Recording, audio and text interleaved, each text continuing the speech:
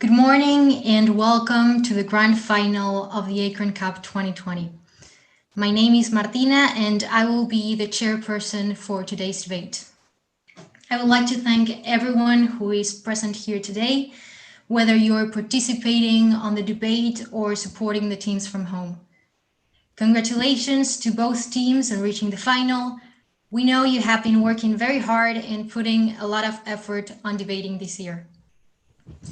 The motion that is going to be debated today is: this House believes that the right to basic housing should prevail over the right to private property. Colegio San Andrés from Mendoza will be debating a STEAM proposition, and St. Mary of the Hill Schools from San Fernando will be team opposition. Today's debaters will be, for team proposition, Chiara Bersini as the first speaker, Adolfina Grasona as the second speaker, and Valentino Marasco as the third speaker. And Adolfina Grasona will deliver the reply speech.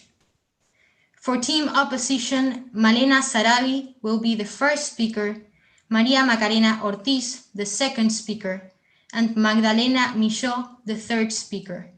And Malena Sarabi will deliver the reply speech. Today we have the pleasure to count with 7 judges, all representative of the different regions that have participated in the tournament. Judging today's debate, we have Cristian Concina from Mendoza, Sofía Vanoli from Córdoba, Aline Mateos from Mar del Plata, Leonardo Pantaleo from La Plata, Francisco Cobos from Cava, Juan Pablo Larribey from Zona Sur, and lastly, Ryan Hillblad from Zona Norte will be the chair judge. I'd like to thank all of them for being here today. Before we start with the debate, I'd like to remind you some of the rules, especially those regarding connectivity issues. Remember that if a student drops out due to poor connectivity issues during the speeches of other debaters, the debate will proceed without said student until he or she reconnects. If a student drops out due to poor connectivity issues while delivering a speech, the judges will wait for 5 minutes for the debater to return to the meeting, and the debater will continue where he or she left off. If the speaker does not reconnect within such 5 minutes, the judges will take the effectively delivered part of the speech into account and award points accordingly. If a student drops out due to poor connectivity issues when he or she is about to deliver a speech, the judges will wait for 5 minutes for the debater to reconnect.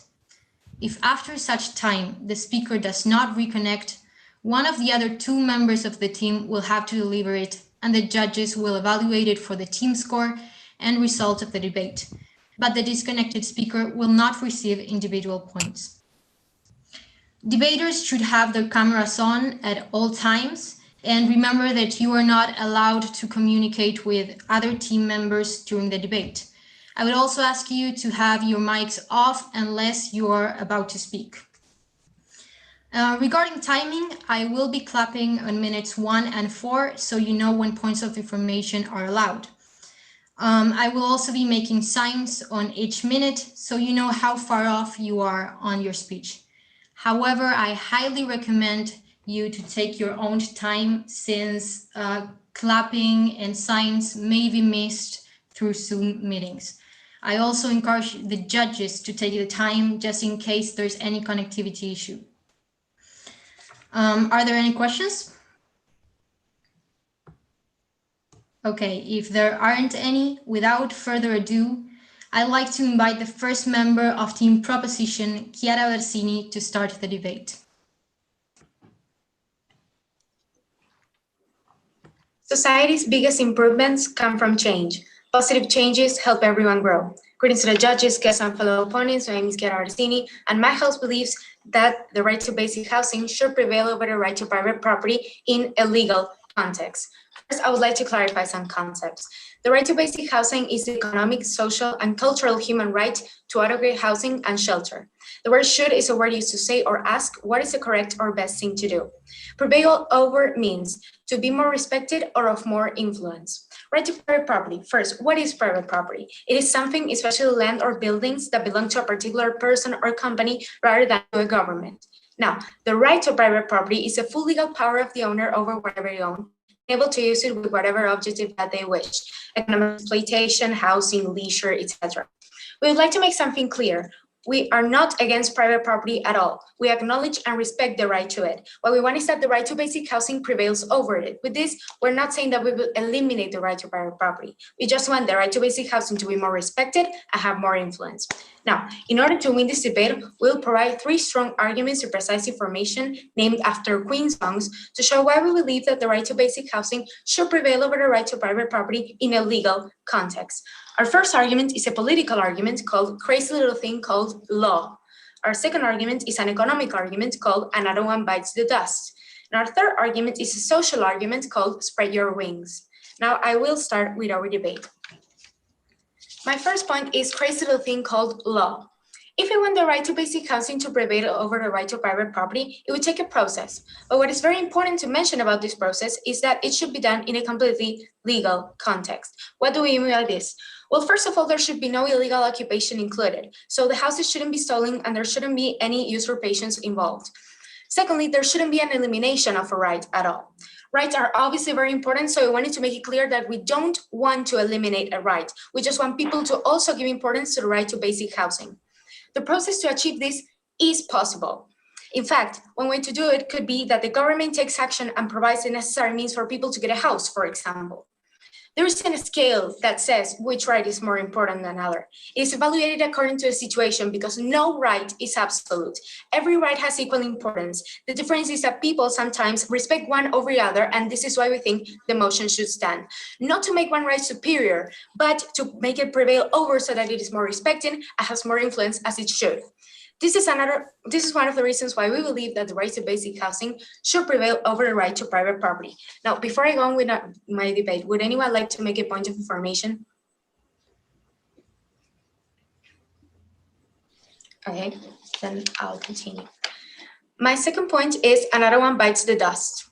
We must think about our economy. Think about all the economic advantages that making this change could have. If people get a house, their quality of life will be better. If they have a more stable life quality, they will have better performance in many aspects of their life, like their job. If they have a better performance, yes? The state should get the money from somewhere. How would that, taking money to the people, improve their economy? To buy a house, to buy somewhere to live, takes a lot of money, a lot of funds, and there are a lot of homeless people. How would that improve the economy? As I said before, the government could provide the means to allow people to have a house and to help them. But this is just one possibility, and this will be and continue to explain throughout the debate. Now, as I was saying, if people get a house, their quality of life will be better. If they have a more stable life quality, they'll have a better performance in many aspects of their life, like their job. If they have a better performance and produce more in their job, they will receive more incomes of money, and they can use that money to buy things to consume, for example. And this helps the companies that sell that stuff. More people are buying. That's great. No, thank you. So overall, they improve their situation, the situation of the company they work for, the situation of the company that sells the products they start to buy, and in a long-term situation, they can even help the government. It is a beneficial chain or cycle that helps everyone improve. Right now, homeless families with children represent 41% of the homeless population, and that is only in the US. They are the fastest growing segment, so imagine all the people that could be benefited by this change, 1 million per country at the very least. We need to be conscious and realize that the right to basic housing prevailing over the right to private property can be very efficient and useful, so we can make a change for the better in many aspects like economy. Regardless of whether we make a change or not, our economy will be affected. Now, would you like it to be mostly affected positively or negatively? Think about that. This is another reason why my house believes that the right to basic housing should prevail over the right to private property in a legal context. In conclusion, the process to make this change should be done legally, with no illegal occupations and not by eliminating rights. We want the right to basic housing to prevail over because it should be more respected, and it could also bring many benefits from an economic aspect. Albert Einstein once said, "The definition of insanity is doing the same thing over and over again, but expecting different results." Thank you. Thank you very much. That was 5 minutes and 19 seconds. I will now give the judges a minute to finish with their mark sheets.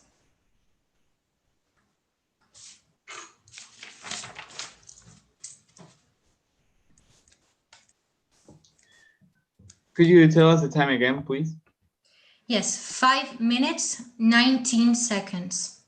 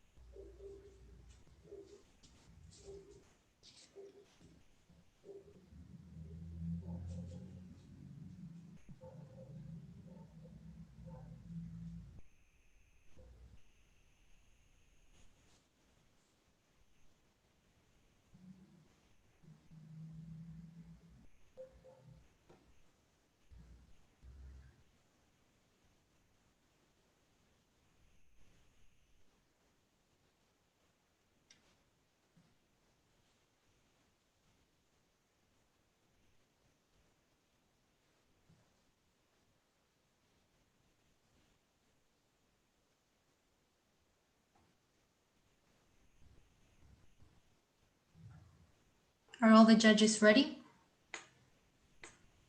Okay. I now invite Malena Sarabi to deliver her speech as the first speaker for team opposition.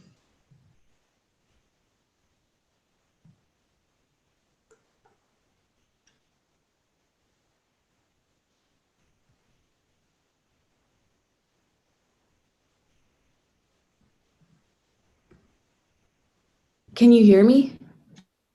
Yes.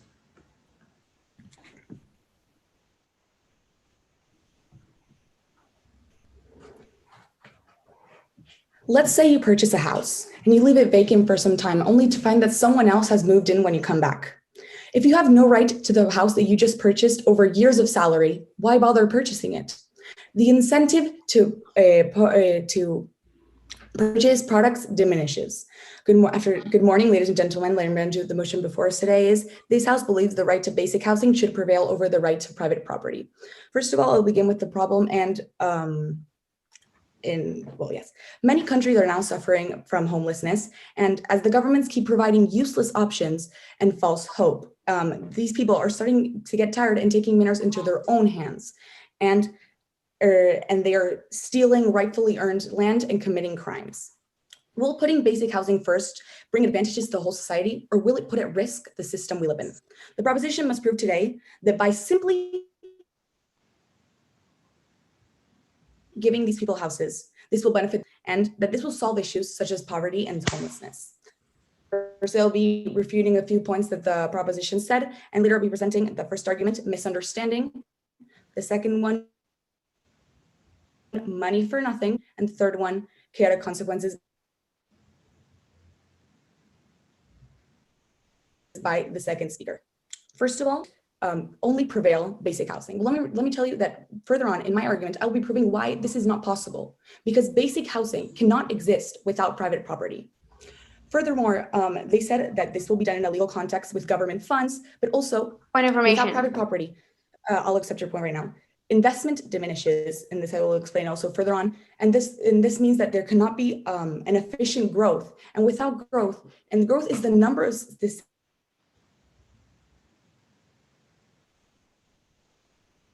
single most important factor to help keep stability and reduce poverty. I'll accept. Well, moving further on, if there are no points. Here, sorry, point information. Okay, I'll accept. Do you realize that by saying that that you want to prevent illegal things from happening, like usurpation, as you mentioned, you are actually agreeing with us, as we said that we should, we want to stop that as well and do it legally. No, this is because the motion, what we want to find is we want to help these people, but we do not do it the same way. What we differ is the different path that we make. We do not want to prevail. We don't want to put basic housing first. We believe that they're equally important. But in the case that these both rights infringe each other, private property always prevails. Moving on to my first argument, misunderstanding. First of all, the first thing that the proposition team is denied. Is the whether these, so in this debate we have two rights infringing each other, the right to private property and the right to a decent home. First of all, in Article 245, it states that usurpation is illegal, and it emphasizes on whoever who takes and occupies or usurps any piece of land denied a real property or real estate is illegal. And also, this decent home article in Article 14 bis does not justify this infringement of the right. And further on, these groups that gather these usurpations, they pretend, they think that they can, they make the government think that they can. What information? They expect the government to take denied, that they should take this land, but it's actually not, because this right belongs to the workers' right section, which means that people should be provided an efficient work and a decent work to get this decent home. Also, the misunderstanding whose role this actually is. Private property and the people should not be taking care of this problem. It actually should be the government. They have to guarantee it, and they have to bring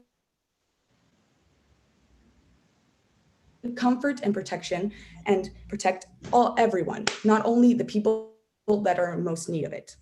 Because if you give someone a house and take away someone else's because it's private property, how is this going to protect the other person who has a house? Because imagine this person grows and becomes more efficient. They can't keep their house because it can be taken away at any point because they're not protected. It's simple to think it this way, and people are giving this false hope. Moving on to my second argument, money for nothing, which I will talk about how it disrupts the economy. First of all, the investment diminishes when private property is lost because everything becomes worthless. And without investment always leads to more growth and upgrading human capital. And investment and growth to keep stability, and they claim that they will use funds, but which funds will they use if they don't have stability? Also, it's a loss of liberty, and the people do not have economic freedom. And without economic freedom, there's no well-being. And this is proved because in Ireland in the 1970s, there was a lot of loss of economic freedom, and it led to loss of economic growth. And property rights set the foundation for a successful economy. It incentivizes investment and leads to greater levels of productivity. If we let the government, the system is broken, and everyone and everything ends up failing. The importance of private property is indisputable. Without such, we would most likely be living in a feudal system. Basic housing cannot exist without private property. Thank you very much. The time was 5 minutes and 28 seconds. 5:28.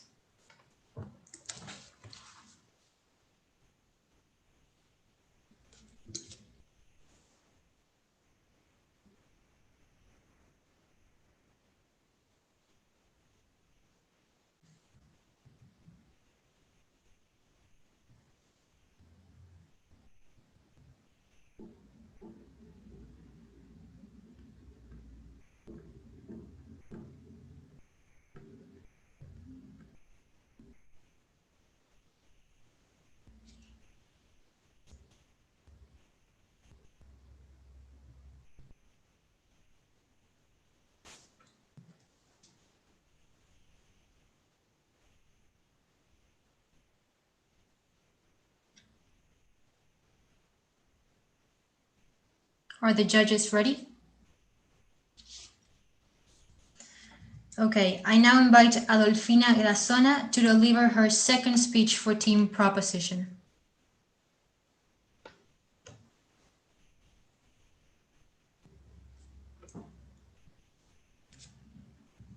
Can you hear me okay? Yes. Great, then I'll start. Give me a second. Well, to improve is to change. To be perfect is to change often. Winston Churchill. Greetings to the judges and fellow opponents. My name is Adolfina Erazona, and I'm the second speaker of the proposition team. This House believes that the right to basic housing should prevail over the right to private property in a legal context, thing we specified. First, I would like to refute what my opponents have said. They completely ignore our definition of the motion. So I'm asking you again, what do you think about this? Can we go on with this definition? Because if not, we are agreeing constantly in a debate, as I will explain later. They, for example, said first that they are equal and that both should be respected. But if they are equal and both should be respected, then we are not doing this because basic housing is not respected. I mean, there are many people who are homeless. I will give the right number later. And another thing, we never said, moreover, we specified that we are not trying to eliminate private property. We don't want that because private property is a human right that, that can be deleted, that can be eliminated. Information. No, thank you. They agree with us constantly, as we said that we believe that this process should be done legally, and they talk about usurpation, which is something that we took out of the debate by saying that it should be done legally. And they ignore completely our economical argument, in which we explained that it will help everyone in a long-term situation. They just talk about a short-term situation.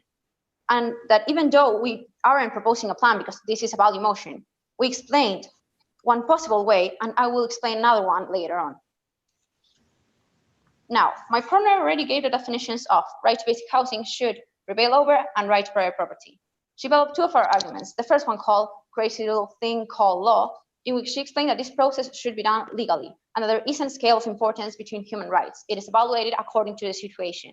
And the current situation is that the right to basic housing is not being respected. And the second one called another one bites the dust, in which she explained the economic advantages of making this change and how it could help us grow as a society. Now I'd like to start with our third and last argument called spread your wings. Throughout history, rights have evolved universally. This evolution responds to the needs and changes of societies since the beginning. As members of society, we must respect that evolution, but pay attention to the paradigm that arises with new circumstances. Therefore, we should revisit some ideas and try to adapt them to the new reality. And the reality is that the right to basic housing is not being respected. And 1.6 billion people are homeless, and that's a fact. As human beings, we are often scared of change because it can be hard. Yes. That problem can be solved without having to prevail one without the other. Both can be equally respected. Thank you very much. I get your point. This actually can't because it is not being respected. And by making it prevail, by making, for example, the government make it prevail, it could be done legally without any problems like usurpation, as you mentioned. As human beings, we are often scared of change because it can be hard. But when we have a problem, we need to change the status quo in order to solve it. Think about the time it was unimaginable to divide the land of a feudal lord, but it happened, which was one of the bases of private property, the private property that you are saying that we don't want to ban, and we don't want to, and help industrialization as well. Let me clarify that one of the main purposes of private property itself is to feel safe, to feel protected in your own property. This right was implemented when that was needed. This could be clearly ideal if our society was perfect, no thank you. But with the increasing wealth gap aggravated by the quarantine, it isn't. In Argentina, it's crystal clear with land concentration. All this limits really the opportunities of the many who feel resentment and need, and they end up doing bad things, illegal things, such as usurpation, and that is what we are trying to avoid. Due to the drastic changes of society and population growth, private property alone isn't enough to protect neither the owners nor the majority of the people. And you already know that the ones who don't have a home aren't safe. But with no legal solution, they end up doing something illegal, like usurpation in many cases, and that harms the owners too. And that is what we are trying to avoid here. It can be done legally, such as with the Scandinavian cooperative model.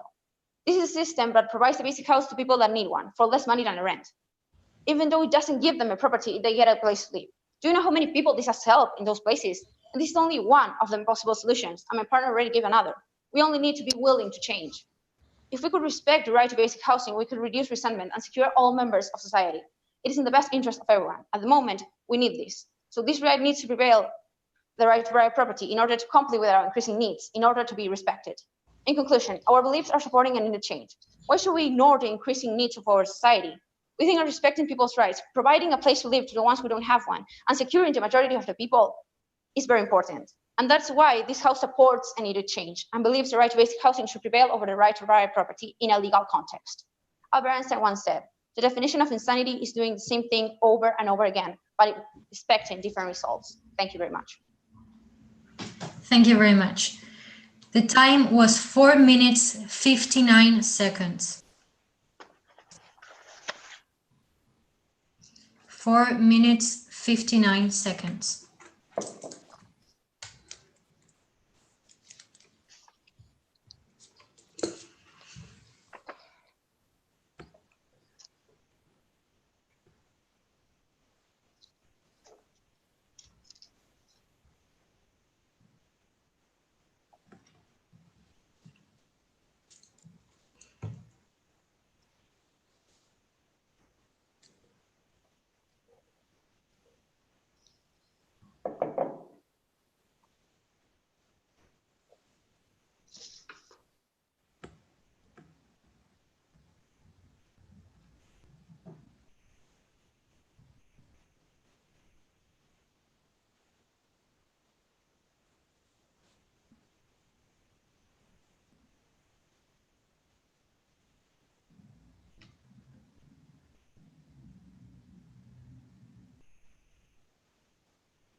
Are the judges ready? Okay. I now invite Maria Macarena Ortiz to deliver the second speech for team opposition. Private property has been respected for many centuries, and this way people have lived in peace. Without this basic right, who is to say what will happen to civilization? Good morning, ladies and gentlemen. The motion before us today is this House believes that the right to basic housing should prevail over the right to private property. I'm the second speaker of the opposition team, Macarena Ortiz, and I will be refuting the arguments developed by the second speaker of the proposition team and developing my argument, chaotic consequences. And now we'll be refuting the arguments developed by the second speaker, and I will develop these into four main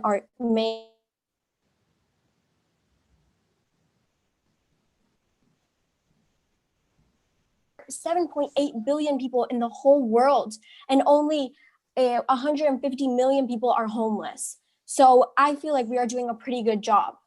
The second argument is she said that the people are scared of change, so they don't want to divide the lands because they will be afraid of what will happen next.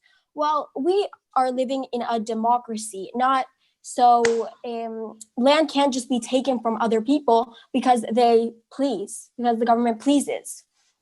The people chose the government because, in a minute, the people chose the government because they promised stability and prosperity, not because the government was going to take the people's lands accepted. Can you please consider that we said Okay, that, I will now move on. Sorry, can you hear me? Yes. Okay. Can you please consider the fact that we mentioned 100 times that we are not going against private property? Are you able to consider that, please? Or can you? I can't understand your point, so I will move. I can't hear your point correctly, so I will move on. The third idea that I will discuss is that she said that people used to feel safe and protected in their own property, and she denied, and she clearly used the word used. But there are still dangers today in the real world. Why should private property have less importance now than before? Her final point was that everything that they were going to do, they were going to do legally. Denied. But the Constitution is where all the rights are. And how will a judge decide which right is going to be more important than the other one? Which right he deems more important? This is something that you are asking the judge to do, which is not possible. Denied. Now I will develop my argument. Chaotic consequences. The proposition team says that basic housing is more important than private property. Well, we believe otherwise. By not respecting private property, anything bought or inherited can be taken away from them to help those in need. Denied. If basic housing is far more important than private property, then people will begin to take matters into their own hands and stop paying rent. This will later have the same consequences with other rights and will become an excuse. Denied. So people steal whatever they want. We need to prevent people from taking whatever they want and justifying it by saying, since they don't have it, they can take it. It will become a real issue with a world full of legal thieves. By giving the people everything they need to live, denied, it shows them that they can live off of the government. We are well aware that there are many people who can't provide a home for their families, and the government must help these people. But let me tell you, taking other people's private property is not the way to bring prosperity. More temporary solutions could be provided that don't focus on disrespecting private property. There are 150 accepted. You speak about peace, stability, and prosperity, but what about all the homeless people? Can you think about them too, please? Yes, but as I said before, there's a majority of people that have houses and are not homeless. So I feel like the government must be doing something correctly. This could also lead to terrible consequences where the owners get tired of being disrespected and do something about it. In most cases, it would be an act of violence and be illegal. So we need to find a way to avoid this. There are shelters or social housing which are available, so people can count on that to help them get back on their feet. We can all agree that both of these rights are highly important, but one without the other can't exist. If private property is taken out, then you are taking away basic householding. Basic housing is a place where someone can always return to and count on to provide shelter, But without great respect for private property, then basic housing is unavailable for all citizens, since it can be easily taken out of their possession. In the end, there won't be anyone new investing or buying in what they feel is profitable, because there can always be the risk that it can be taken from them. Money won't mean anything, and more people will begin to leave the country, leaving it in a depression. For all the arguments I have developed, I firmly believe this motion must fall. Let me remind you, basic housing cannot exist without private property. Thank you very much. The time was 5 minutes, 8 seconds. 5 minutes, 8 seconds.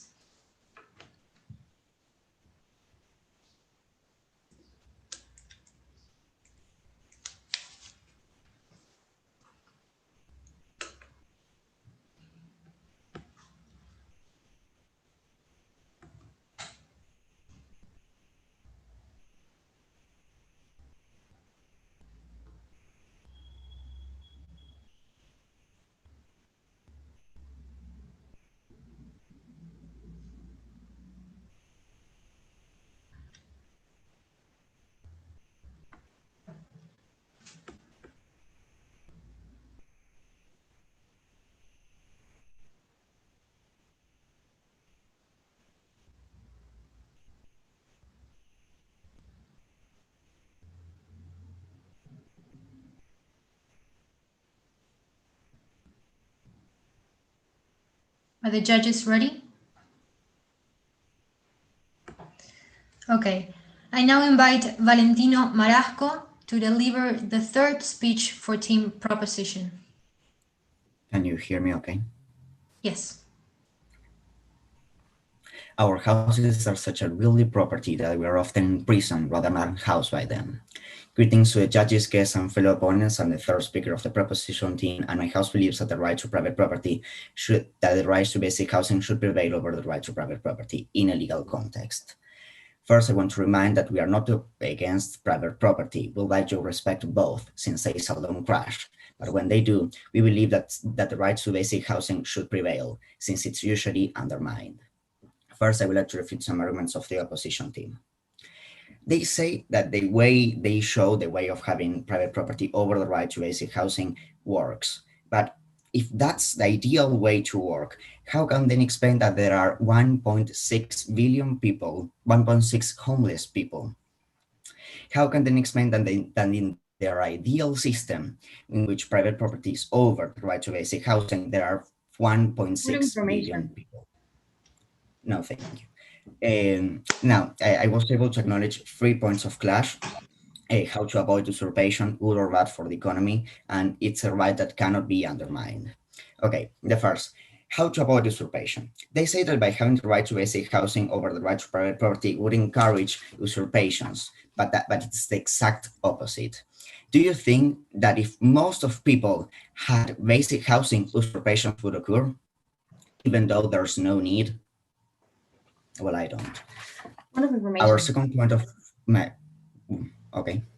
Once private property is put under basic housing, then a lot of things can occur. And since not the state can provide everybody house, so some people will have to go and do things in their own manner. So we can't rely on the state having funds to paying a house for everybody. Some people will have to do the things. There are other solutions in order to provide basic housing, such as rent control or the Scandinavian cooperative model. But I won't I won't continue with that point because this isn't sorry, good or bad for the economy. They say that that people will lose incentive to buy houses, but it will be exactly the opposite, because in order to buy houses. Point of information. No, thank you. Because people will be much more secure if they feel that there won't be any usurpation, because people will not have the need to usurp. They could buy houses feeling safe that nobody's going to take them away. No, thank you, but nobody's going to take it away because everybody will have a house to live in. Now, we provided much better solutions because the state is not going to take their houses. There are other solutions that I have just mentioned, such as the Scandinavian cooperative model or rent control. In these solutions, no house is taken, and let me tell you that the Scandinavian countries are thriving economies. Now, and the third point of clash is It's a right that cannot be undermined. Well, let me tell you that no rights are absolute. Each right has its exceptions, such as a right to freedom of speech. No one can say whatever they want. There are limits. The same thing with Point of information. the right to private property. According to the American Convention on Human Rights, no one shall be deprived of his property except upon payment of just compensations for reasons of public utility or social interest, and in cases according to the forms established by the law. What is interesting here is that public utility or social interest can be understood as basic housing. Now I will make a quick conclusion of our own arguments. Our first argument was called Crazy Little Thing Called Law. In this argument, we explained that everything should be done in a legal context. We are not rooting for a Robin Hood or vigilantes since they may put in jeopardy other rights or completely eliminate the right to private property, which is not what we want. This would avoid any chaotic crash of rights that would reduce investment and investment in our country, which is not what we or anyone wants. Our second point is another one bites the dust. No, thank you. In this point, we explain how having the right to basic housing over the right to private property would benefit the economy, because if we have more settled individuals, we will have a larger quantity of productive members in our society that would consume and make our economy Point of grow. information. No, thank you. And our third argument, spread your wings. In this argument, we explain that the objective of private property, as they said, is to make people feel safe. But with a growing population and increasing welfare, resentment has grown and insecurity as well. We implied that the right to private property might have been enough to make people feel secure in the Cold War. But now, thanks to all the reasons we've mentioned, it's not. The reasoning is simple. If everyone has access to basic housing, everybody will feel safe, because everybody will have access to what they need to live, and therefore even our own private properties will be safer, because most of people would not have the need to steal, which is not the case nowadays. According to Albert Einstein, the definition of insanity is doing the same thing over and over again, expecting different results. Thank you very much. Thank you very much. That was 5 minutes, 7 seconds. 5 minutes, 7 seconds.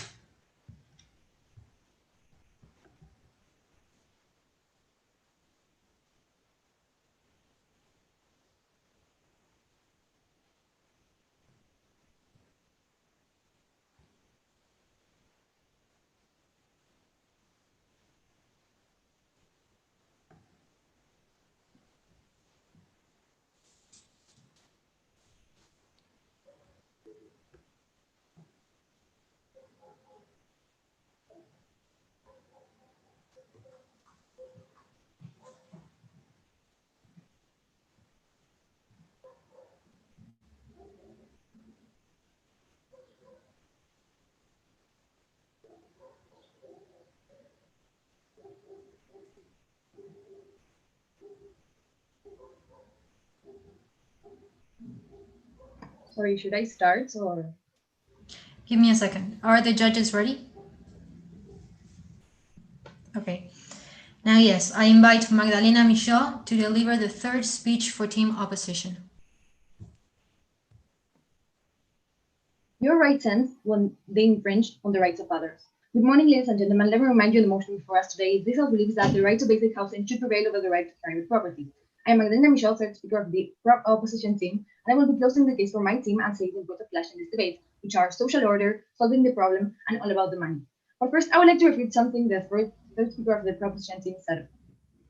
They tried to point, like, to make us look as we were saying that this system is the ideal system, it's flawless, and everyone, it's a perfect system. And we never said that. We're saying that it's the better option, and it has more security, more order, and of course it has flaws, because of course there are people that do not have the right to a house. But we never said it was perfect, but it's still yet a better option than the one you are proposing. Now, moving on to my first for the flash, social order.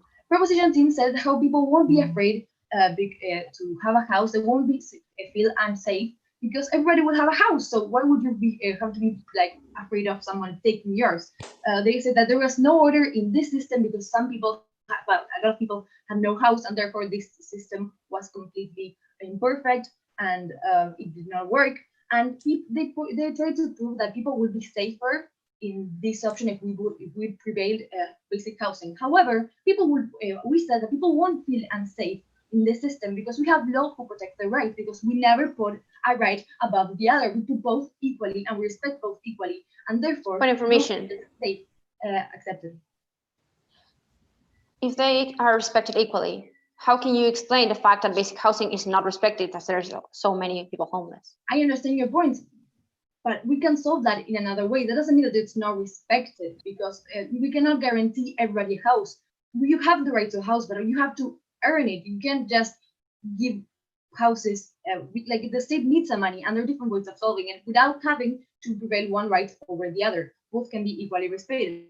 And we proved how a private property actually it's the right which guarantees social order, which guarantees that you will buy something and it will never be taken away from you, because that is Point information. your right says, denied. Now moving on to my second point of clash, solving the problem.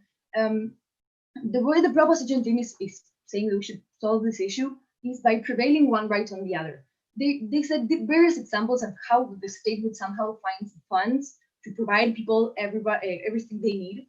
However, we said that we can still help the people without having to prevail one right over the other. For example, the state wants to provide people with houses. Of course they can, but they should buy the territory they will use, and therefore respecting private property and respecting basic housing. There's a lot of information to solve this without having to prevail one right over the other. They could be equally respected, and we will have better results because social order will be respected, social security will be respected, and the economy won't fail. And that takes me to my last and final point of clash, all about the money. Proposition told us how these people will magically have a lot of funds from the states, which will give them a house and therefore a job, and somehow contribute to the economy. But they would tell us how the state would somehow manage, other organizations would manage this. However, this is completely unrealistic. How would the state get all the money to pay houses and provide jobs for every single body?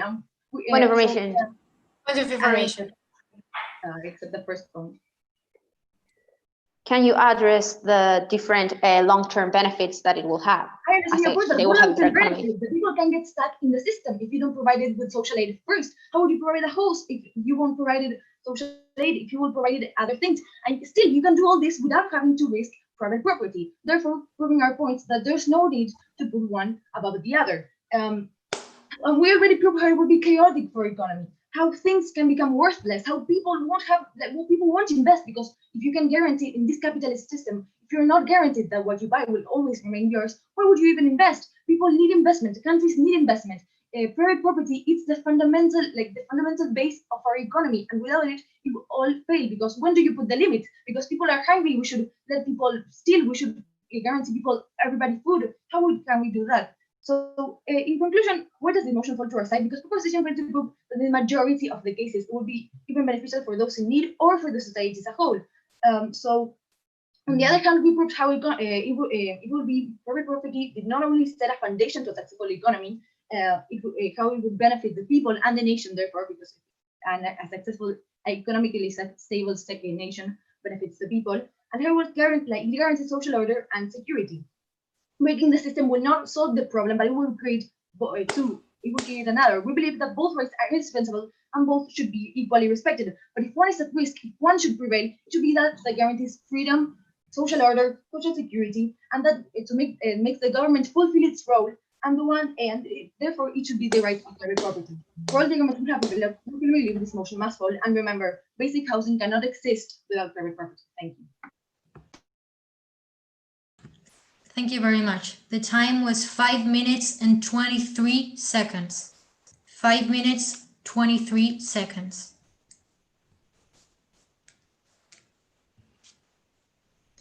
Teams will now have 1 minute to prepare the reply speeches.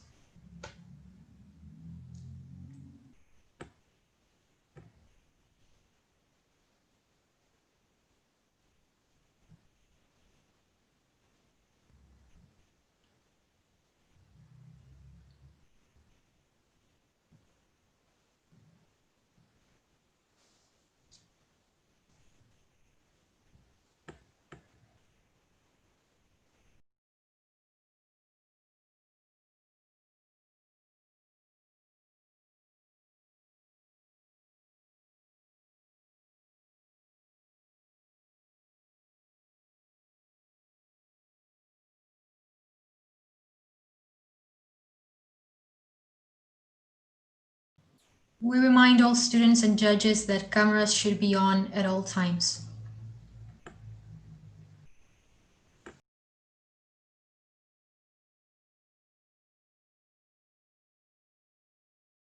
Is everyone ready? Okay, I now invite Malena Sarabi to deliver the reply speech for team opposition.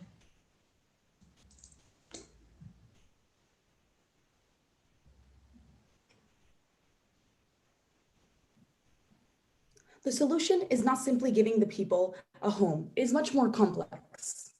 We have to find a way to generate opportunities for the people instead of supporting trespassing, which is illegal. It is not easy. It is not simple. Even proposing this idea in this way is irrational and illogical, truly outrageous. Good afternoon. I will now be providing the reply speech, and I'll first be quoting one thing that the proposition said. They stated that this House believes that the right to basic housing should prevail over the right to private property legally. In this way, by stating legally, you're actually proving our point, and you are saying that we will be respecting the law to private property because you stated legally. So in this way, you're proving a point that the right to private property will always prevail. First of all, is putting basic housing first an efficient option? As we proved during this debate, we want the same objective. We want to cure and help save this world from homelessness. But we cannot achieve this if we are putting basic housing first. The people have the right to have their private property because, as the first speaker presented, it provides social order, social security, and many other advantages that cannot be provided and will cause numerous consequences if basic housing is put first. Can basic housing exist without private property? Once again, it cannot exist without, because the people are granted this home, but they are not protected from it because, once again, if one case, and if in only one case basic housing is prevailed, this will cause complete chaos because they state this illogical and unrealistic example. They do not state how they want this to work. They say they will use government funds, but which government funds? They state the amount of homeless people in the world. It's not that easy. It's not simple. You cannot think this way and expect this to work that easily. And lastly, will the economy work if we let this change? As we explained, there will be reduction and everything will be chaos because be put first. We believe that both rights are important, but private property is more important. Simple. And they're saying that they will be putting houses and private property and put basic housing first, but they will not be using private property. It makes no sense. And they need a proof point because they said they would always be respected. Then this way, private property comes first. Basic housing cannot exist without private property. Thank you. Thank you very much. That was 2 minutes and 30 seconds. 2 minutes and 30 seconds.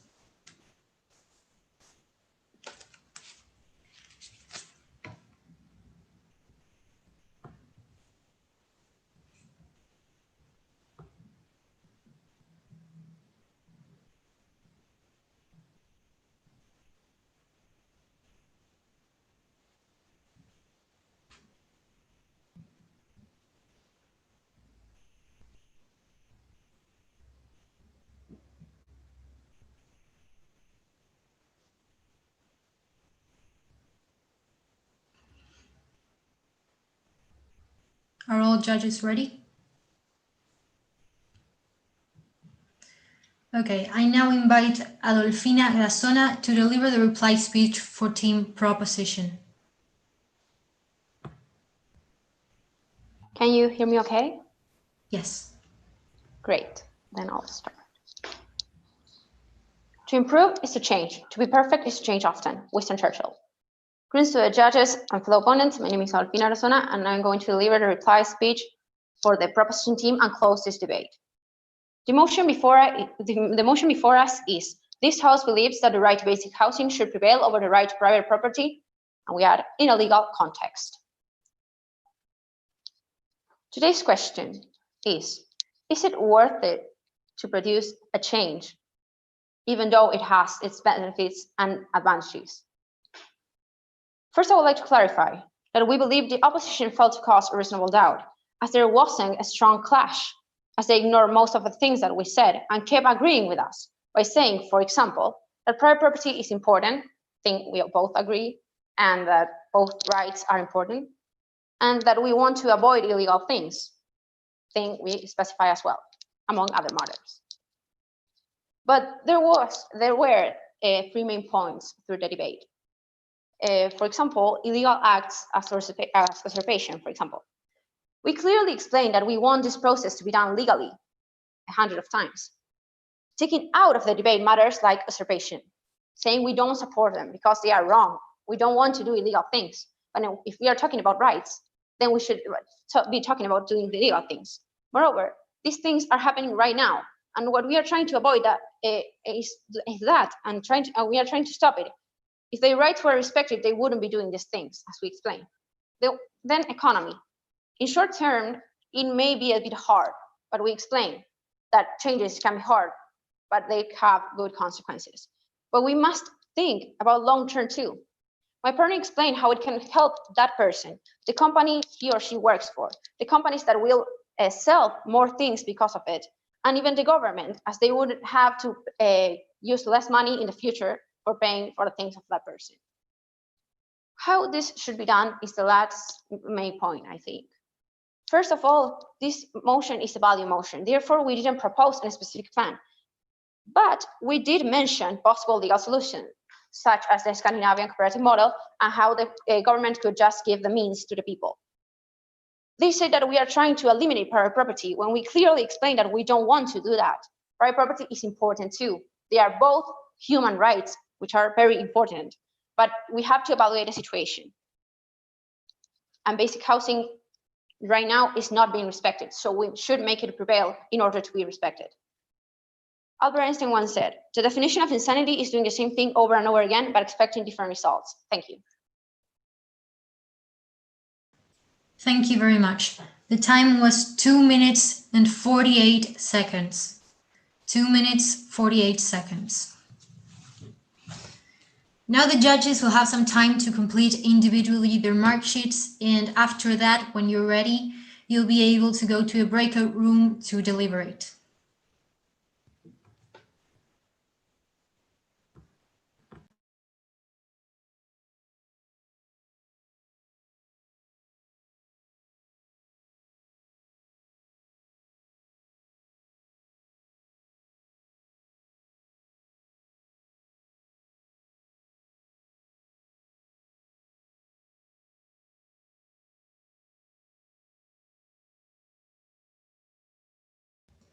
Debaters, even if you get a notification to go to a breakout room, don't go, stay here, okay?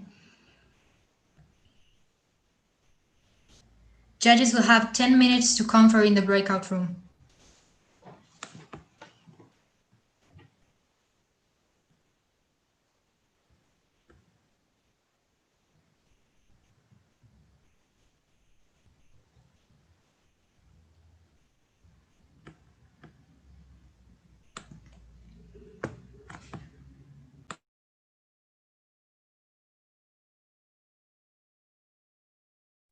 I don't want to interrupt, but congratulations to the opposition team. You are amazing, and it was really nice debating with you.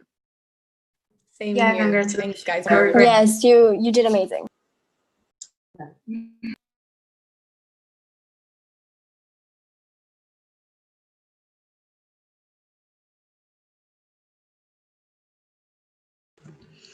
Congratulations to both teams on reaching the finals. You gave a great debate.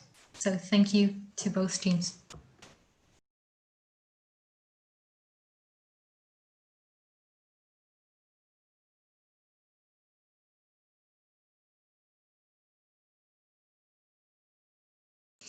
While we wait, I'd like to thank everyone who was involved in the debate, whether you were involved in the organization or whether you debated, or if you were supporting the teams from home.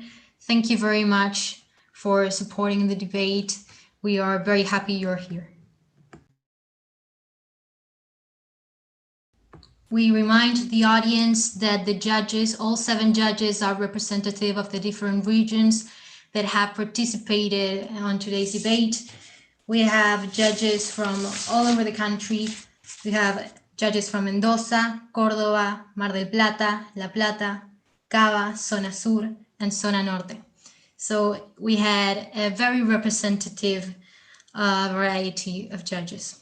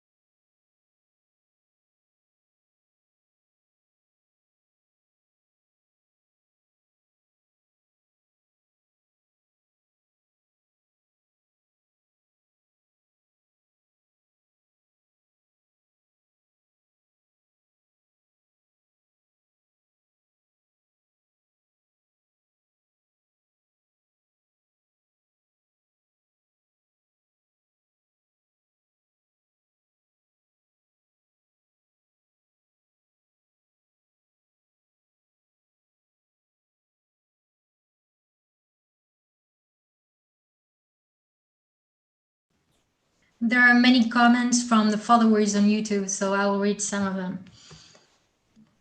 Someone says, excellent speakers from San Fernando and Mendoza. Amazing debate. Congratulations to both teams. There are many people that are following the debate. I think there are 19 people, almost 20. You've been amazing. And congrats to both teams. Someone else also says, great debate. Congratulations to all debaters.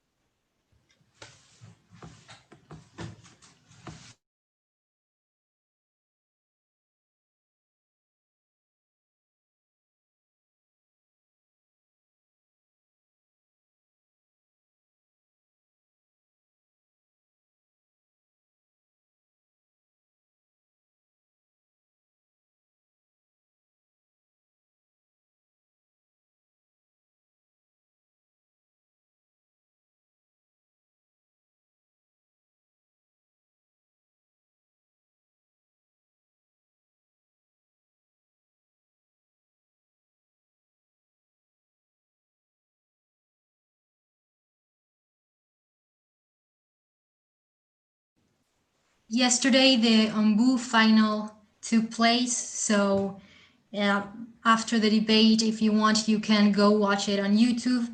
And you can also stay after this debate to watch the Oak Cup finals that you can watch after this live through YouTube.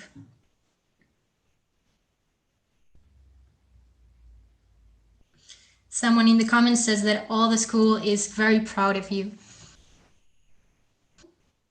Wonderful speakers. Congrats to all the debaters and coaches.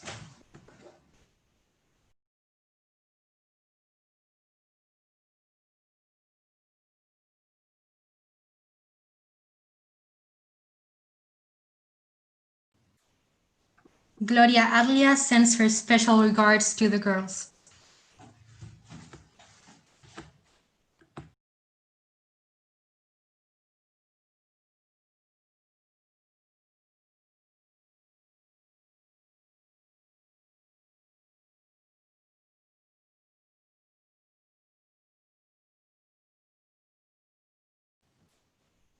Congrats Mendoza, congrats San Fernando. We're getting a lot of comments on the YouTube section.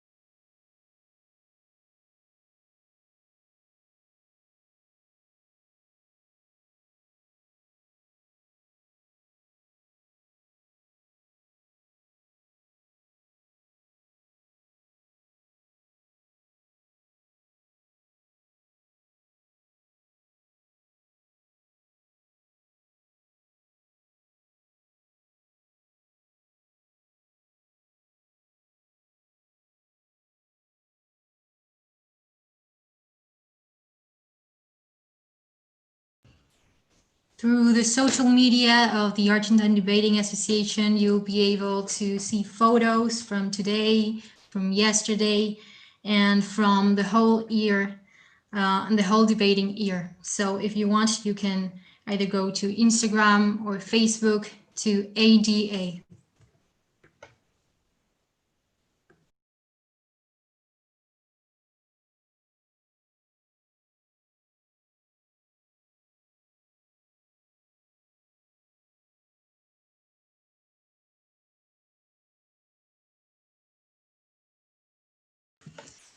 In a few minutes, when the judges finish deliberating, we will know who the winner of this Acorn Cup is.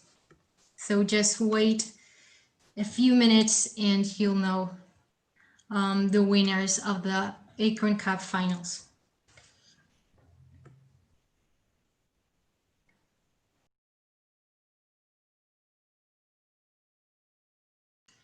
The deliberation might take is taking some time because there are 7 judges. I remind you that we have 7 judges, all from different regions, and that's why they might take some time to deliberate and tell us who the winner is.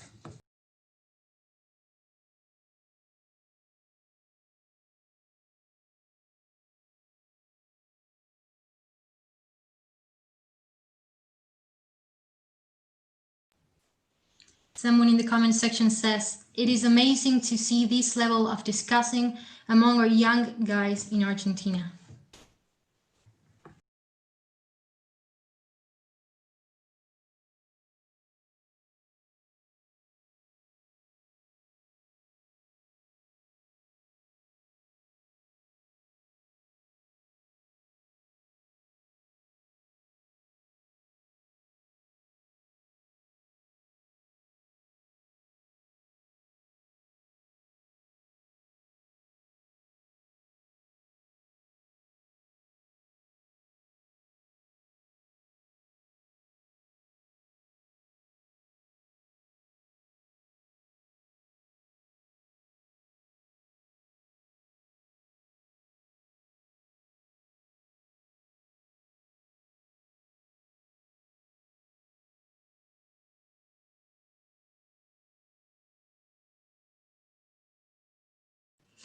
I would like to thank once more the judges, Cristian Concina, Sofía Banoli, Aileen Mateos, Leonardo Pantaleo, Francisco Cobos, Juan Pablo Larribey, and Rael Gilblad.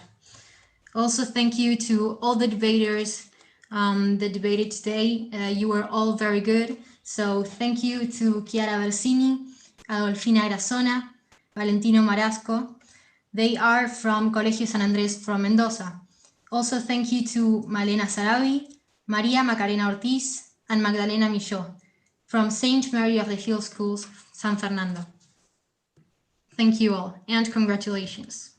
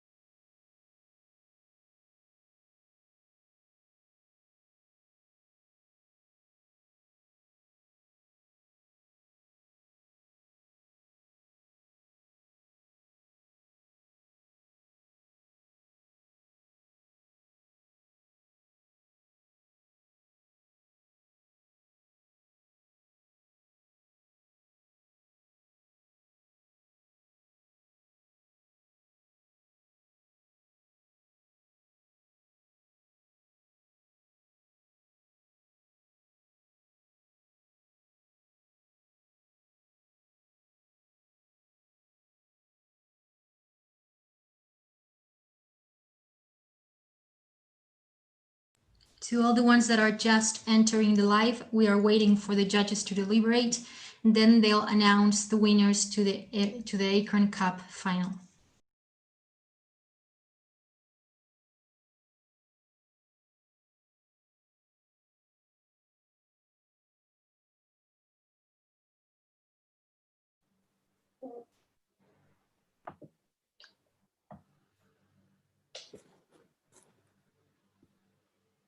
So, Martina, can we start? Yes, of course. Well, first of all, thank you all very much for a very interesting and entertaining debate. The 7 judges think it was a very close and very interesting debate, so we would like to congratulate the 6 of you. There has always been a lot of planning for this motion today, so we'd like to congratulate all. This is the part where if we were first face to face, we would clap you. So let's get down to the briefing. I'm going to do first the main points that were given across the debate and what the different portions of the panel thought. And afterwards, at the end of it, I'm going to give the decision of the panel that I will tell you now. It was a split decision.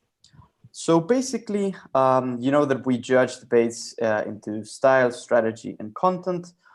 Basically, we're going to condense the debate into strategy and content, which we believed were the ultimate determining factors of today's debate. Into style, we believe that both teams were very correct in their different styles. Of course, little things that can be corrected, but otherwise okay. So let's get down to brass tacks, to strategy and content. Basically, we believe that there were 3 main points that ultimately decided today's debate. The first of which was rights.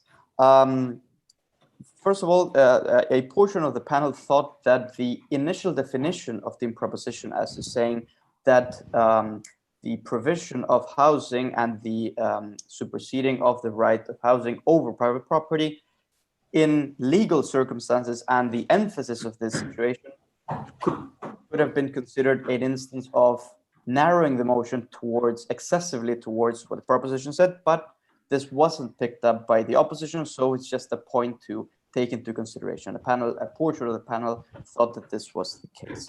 Now, moving on to the point of rights. A portion of the panel believed that the proposition was very adamant and very successful in showing us that we have 2 basic human rights. We have 1 basic human rights that has been consistently respected across history, which is the right of private property.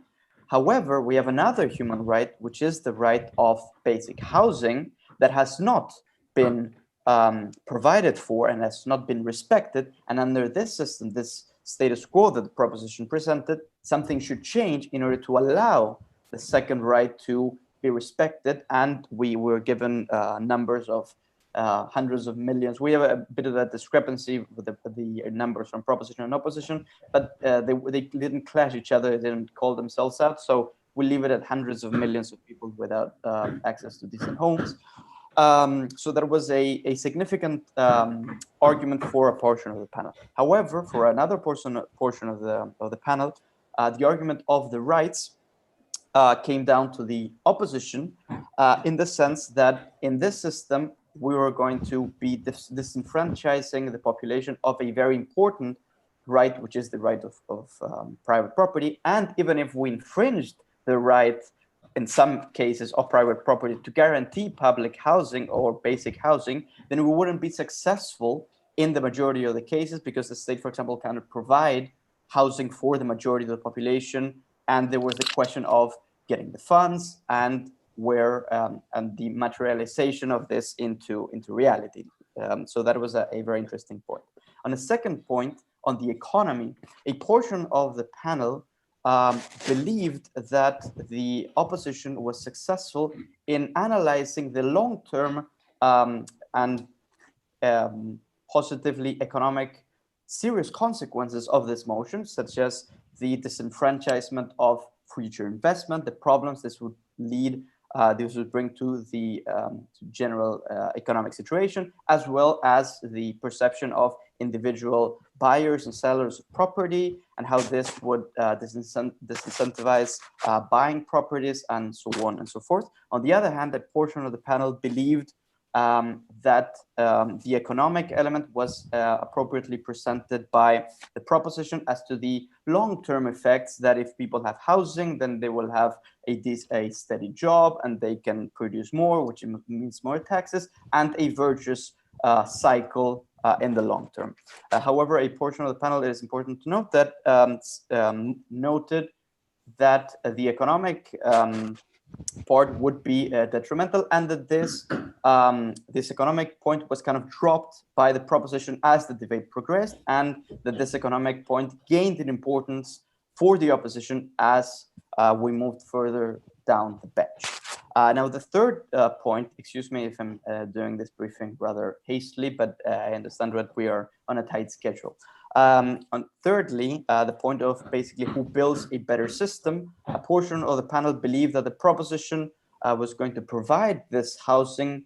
They gave several methods. It is important to note that this was a value motion, but we had a lot of talk of actual methods, of actual solutions in reality. So basically, we could have one right supersede the other, and let alone the element of usurpations. The proposition was very adamant in saying we won't condone usurpations. This won't happen under our system. We'll just have specific instances where the right of private property will be subdued to the right of public housing or appropriate housing. So would provide this, and without homelessness, there's no need to usurp and steal and what have you. However, for another portion of the panel, under this, who provides a better system or a better world, another portion of the panel believed that this would create more insecurity for the majority of the population that aren't homeless. They accepted that the current system isn't perfect, but there are other ways of solving this rather than to go against the rights of a vast majority of the population. And that in fact, even if we were to do that, then the state of other solutions wouldn't have the money or the actual solutions to do this. And there's no guarantee that even if they were provided, let's say, affordable housing through the Nordic system that we were given the example by some proposition, that they wouldn't keep on stealing or usurping lands. There was actually no guarantee of this, or no example provided by the proposition. This was an account of what the opposition said. So on a 5-2 decision, we decided to award today's debate to the opposition. So congratulations to all of you, and that is all for the panel. Thank you.